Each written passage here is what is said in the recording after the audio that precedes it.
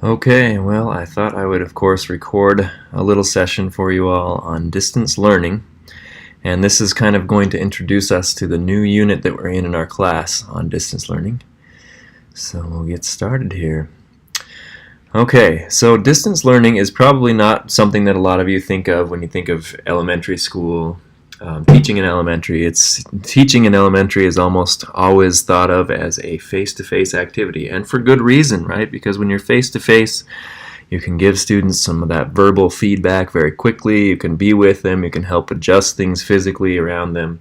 There's a lot that you can do, obviously, with students face-to-face.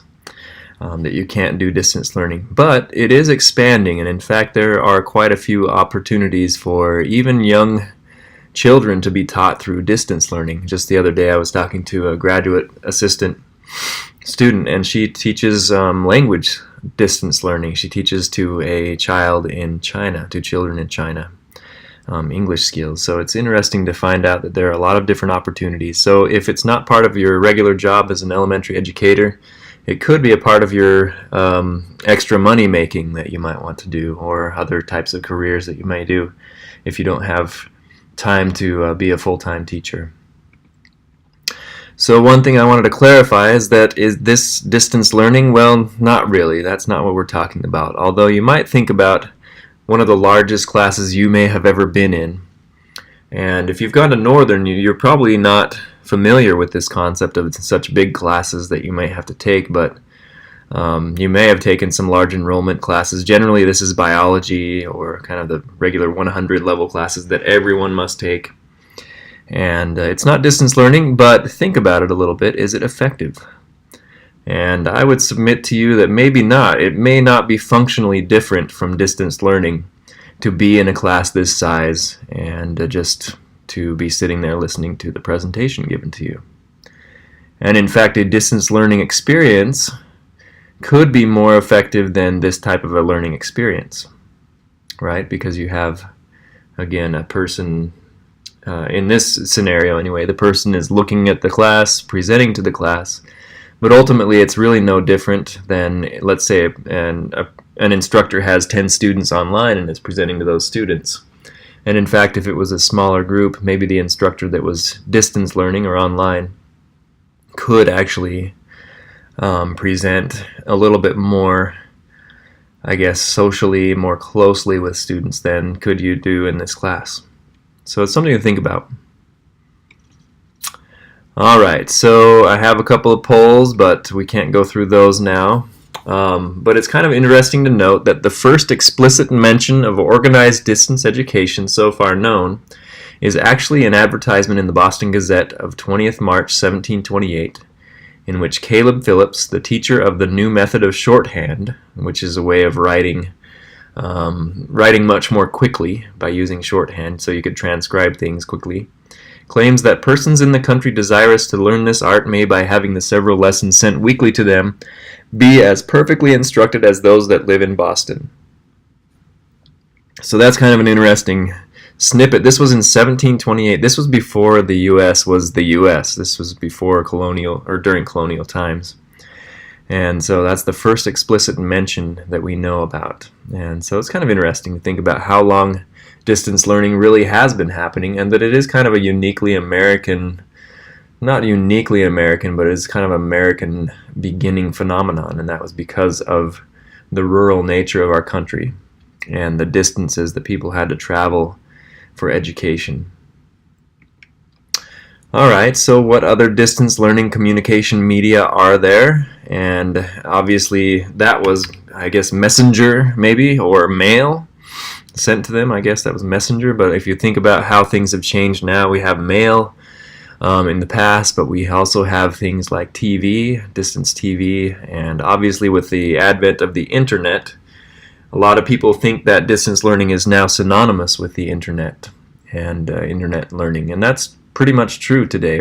Most distance learning is done via the internet, but in the past it wasn't always so, and you might still be able to take a course by mail. I'm not sure, but it certainly would be kind of slow and take a while. Alright, so a couple of concepts that are important for you to understand, and hopefully you read the reading that has to do with these concepts so you understand them a little bit. But synchronous is basically when we are having a distance learning session. It's still distance learning, it's not face-to-face, but it is at the same time. So you have to log in at the same time and log in at the same place in order for this type of thing to happen. That's synchronous distance learning. Asynchronous distance learning is different, and this is probably what most of you have experienced in distance learning as a student, is asynchronous. And that means basically that you can do activities, you can do different items, but they're not done at a certain time, and they meet a deadline for sure, but you do activities on your own, kind of. You don't have to log in with everyone else at the same time to do this type of distance learning. So we have some examples here of synchronous distance activities where everyone has to log in at the same time. That is DDN. That's what the e-learning center over on campus uses. And that is something where they connect in with classes all around the state, but there is a certain time of day, like let's say it's 3:10 Central Time. Everyone must be logged on, the system starts up, and the teacher says, "Hello, class," and the students say, "Hello, teacher," and then they go on and start learning. Web conferencing, video conferencing, these types of things are usually synchronous. Educational TV is synchronous usually, and live streaming. The telephone, right? When you call someone on the phone, not just texting someone, but telephoning someone is synchronous. That means that you, again, have to be on the device at the same time. So synchronous is powerful. It can allow for a lot more interaction, right? You can ask a question, get a response. You can do things in real time that you can't do with asynchronous learning. And so that's something to be considering when you think about distance learning. Asynchronous is, of course, the opposite. That means that things happen on their own time. But with asynchronous, too, it's important to remember that there are deadlines to activities. Let's say there's an assignment due this Friday. You can complete the assignment anytime you want to until Friday, but you got to get it done by Friday, right? So that's something to remember, too, with asynchronous activities. There generally is a deadline, but you don't have to be online at the same time as the person. So some examples of asynchronous ways of communicating are mail, email, Facebook posts, tweets, message boards. Although tweets could be live too. I mean, you could talk about live tweeting an event. That's more synchronous, I guess. But in general, tweets are just asynchronous. Message boards, like discussion boards. Recordings of any type are asynchronous. So think about that. If you have a live session, that's synchronous, but if you record that live session and provide it later for students to watch anytime they want to, that would be asynchronous. And then any print materials, of course, are asynchronous. Alright, so this is a poll, and you can't see it, but it would ask which is better, and you can think about this, which is better for student learning? And the options are face-to-face learning, online learning, or both are the same. So what do you think? Think in your mind, which one is better for student learning? Which one leads to better student learning?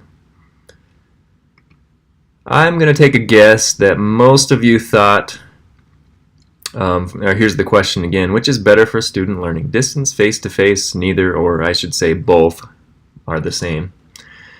I'm going to guess that most of you feel like face-to-face is better for student learning, and there are a variety of reasons why you might feel that way. Most of us have experienced face-to-face learning a lot more than distance learning, and most of us feel a little more comfortable in that situation, I would think. But it's kind of interesting to view this website, nosignificantdifference.org. So that kind of clues you in on the real answer, what the research says about this phenomenon of distance learning versus face-to-face. NoSignificantDifference.org documents hundreds of studies that share that there is no significant difference on student learning from a face-to-face version of a course to a online or distance version of a course. There are hundreds of studies, and most of the findings from these studies are that the student learning is the same, whether it's in a face-to-face course or an online course. So it's kind of interesting to think about this, why this would be the case. And I should qualify what I'm talking about. We'll talk about that in a minute. But yeah, no significant difference. In other words, the body of research shares that face-to-face and distance learning are generally about the same for student learning. Students learn about the same in a face-to-face class as they do in a distance version of that same class. So it's kind of interesting to think about this, and I'll qualify this a little bit. Let's think about these studies for a moment. Most of the studies that are listed in nosignificantdifference.org are actually studies done on the college level for college students.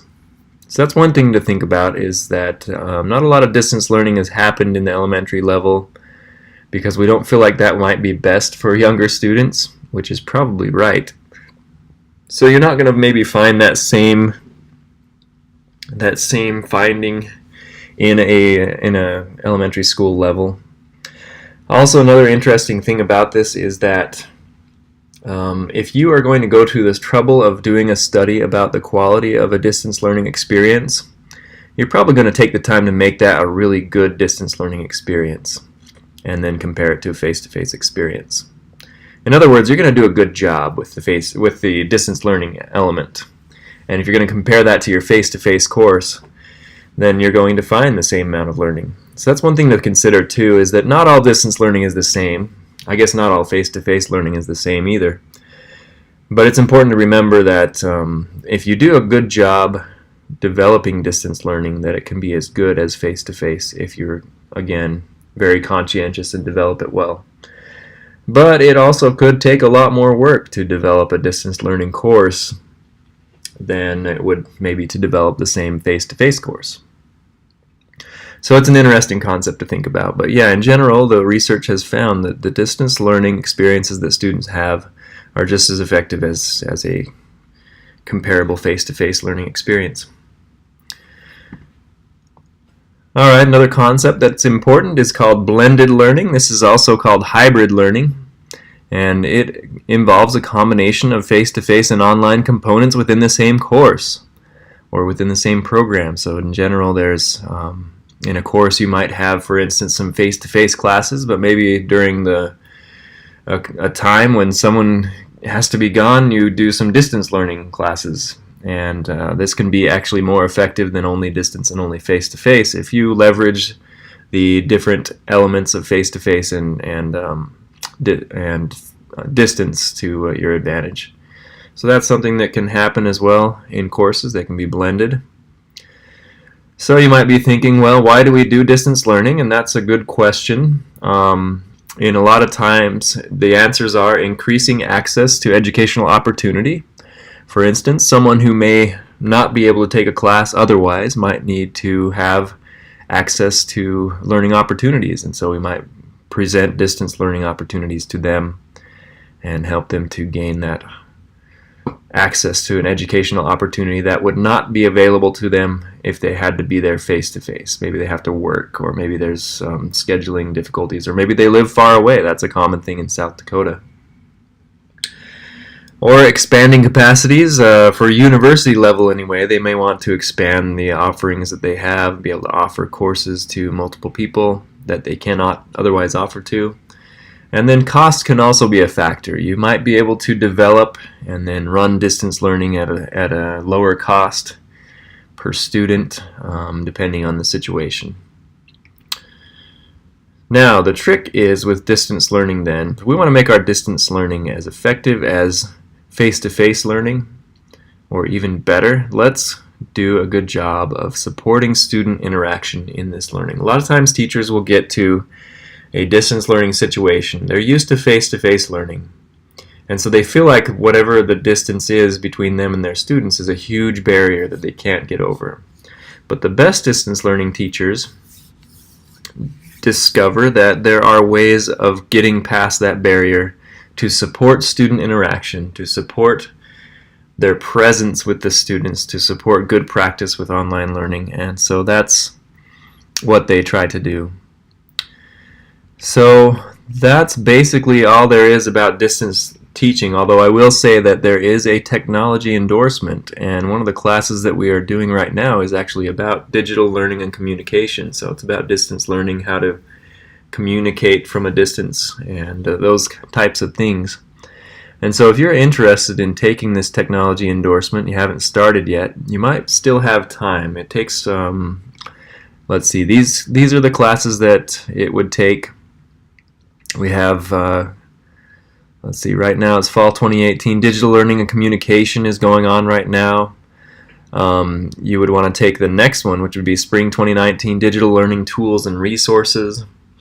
And then the next fall would be classroom technology, and that goes into more depth. So tools and resources, for instance, the one on the bottom there goes into more depth about how what are some good tools and resources that you might use in your learning. This is not all about distance learning, by the way. This is about face-to-face learning as well. The current class that we're in, digital learning and communication, is mostly about distance learning, so it goes more in depth on this concept. But digital learning tools and resources talks about the tools and resources that a classroom teacher might use to effectively instruct students, more into the resources that we weren't able to cover in our class. Classroom technology, we'll talk more about using the technologies that are likely to be available in your classroom to their full advantage, more than we were able to talk about in our 385 class. And then multimedia design and development talks about how to develop multimedia, develop visual and effective visual communication for education. So these are classes that you could take in addition to your current class that you're in, which also counts toward this educational technology endorsement, and you could actually get that endorsement to be able to focus on some more advanced technologies and pedagogies. This is if you wanted to become kind of a leader as far as technology goes in your school district or in your school. And a lot of the rural schools actually around are trying to leverage this idea of technology as a way to attract and retain students and to be effective in the classroom as well. Technology can really help you to be effective as a teacher and to engage students in ways that you can't otherwise. So that's something to think about too. If you wanted to take this endorsement, you could take the next class, which is the one on the bottom there, Digital Learning Tools and Resources. Anyway, overall, distance learning can be just as effective as face-to-face learning. The trick is, again, to support synchronous and asynchronous activities that will increase student interaction and student, cognitive presence. We have teaching presence, cognitive presence, and social presence in the classroom so that students are learning as much as they can. And later in class we'll talk about more about effective techniques for helping to support distance learning, and you'll have an assignment where you'll get a chance to try out a short distance learning experience. So that's about it, and we'll see you in class next week. Well, Friday. I guess it will be Friday. So have a great week.